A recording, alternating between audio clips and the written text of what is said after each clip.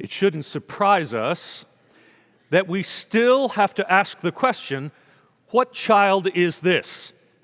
We are no different, really, than those in Jesus' day who had trouble seeing him as the Son of God in all his glory.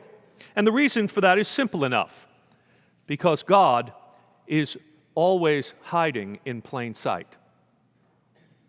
Even when coming to the world as the incarnate deity, that is, God with skin on, right? We have trouble recognizing him. Veiled in flesh, the Godhead see. We sing that in Hark the Herald Angels Sing. But do we see? And how do we see? It's the hiddenness that throws us, isn't it?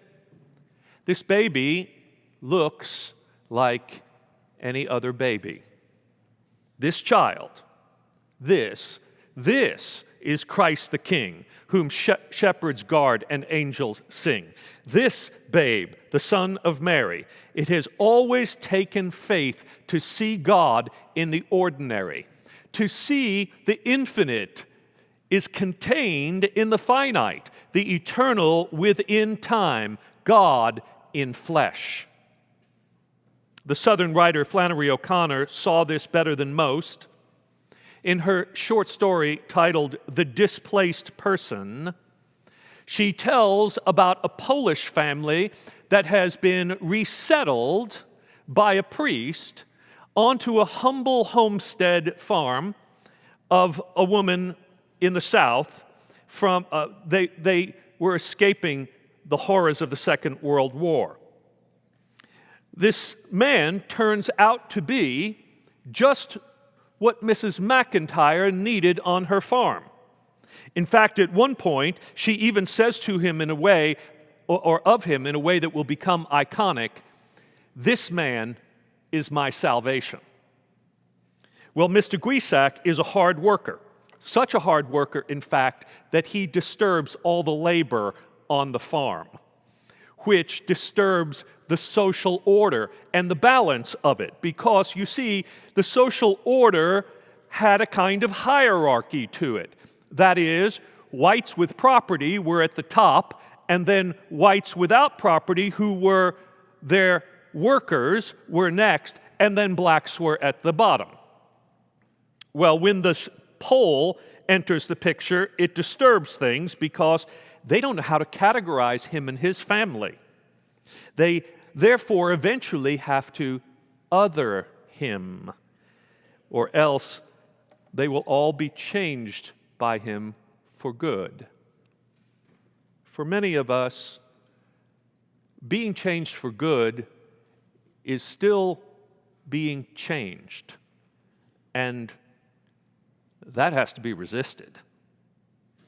So Mrs. McIntyre takes to calling him a displaced person, someone not from here. He's one of the world's extra people, she says, and after all, she can't be responsible for extra people.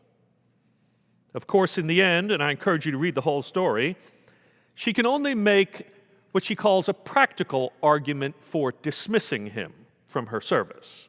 And when her priest tries to tell her that she has a moral obligation to receive him, well, she just goes all the way to the theological.